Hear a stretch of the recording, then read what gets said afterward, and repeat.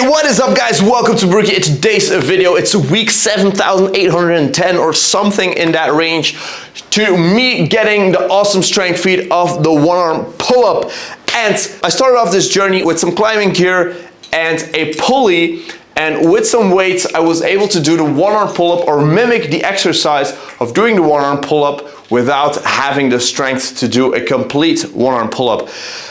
In doing so, I attracted a nasty case of golfer's elbow, which is now slowly going away. So I am getting back and doing chin-ups, and hopefully I'll soon be able to do my one-arm pull-up training. So this video is going to be all about my recovery process, how it works for me, and maybe you can learn something for yourself. So I had a couple of protocols that I was trying to follow. One thing was lat stretch. Then we had scapula pull-ups, then we had something like loosen up this area and then strengthening this area. That's basically the whole shazam.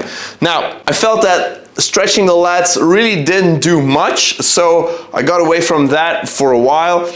But loosening up this area for me was key to success. So I made this thing here. It's based off the Armmate that you can buy on the Rogue website or wherever. And this really digs deep into your arm. So this really helped me alleviate the tension that was in my arm so I could like move pain-free.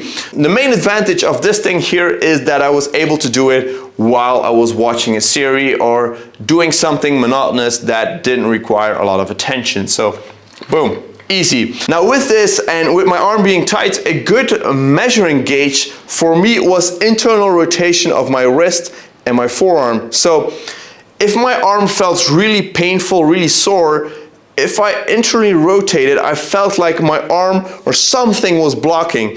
And as I massaged this part here, I really could drive this further and I really could do this pain-free. Like now I can do this pain-free, but sometimes it's so tight that even doing this hurts. That's really my measuring gauge. And also when I'm going into chin-ups, I really want to make sure that I can internally rotate freely without any pain. I talked about my lats not being the culprit, even though lats are an internal rotator of the arm or the shoulder at least. I did find that my rear delt could really be very, very tight. And as I was doing curls, I could really feel it more in my rear delt than in my bicep or my forearms. That didn't really feel right. So with a ball and a wall, I went on working on that muscle here, really digging deep into it, boom, boom, boom, loosen up that area. And as I was curling then, I could really feel it in the muscles that were working. So that also helped alleviate some pain and tension in my forearms. Now, as I said, I'm also doing chin-ups again, and with chin-ups, I also try to focus on really getting that scapula engaged first, getting those lats strong and working, and then only finally I try to get those biceps just to get that last edge. So it's more like a mental game. You really want to focus on the muscle, and that is really going to drive the action. And that is something that I also said with tricep pain. If you're having elbow pain with doing push-ups, try to focus on really squeezing from that tricep, from that belly of the tricep. And that is going to help you so much more in taking the stress away from the elbow and putting it more on the muscle that's working.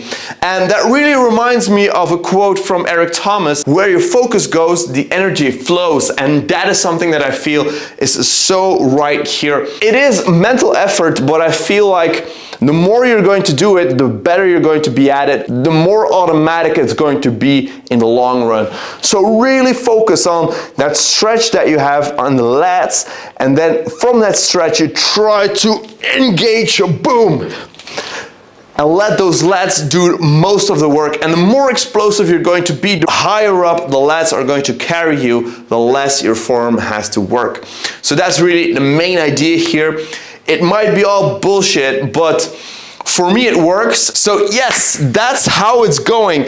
Weighted chin-up for reference is going up to 30 kilograms right now. We're not there yet, but I'm very hopeful, and I hope that maybe in the next video I can come up with a new chin-up PR And with that, we're going to jump right back into doing the awesome exercise for the one-arm chin-up. Thanks so much for watching, guys. I hope you liked this video. I hope you got something out of it.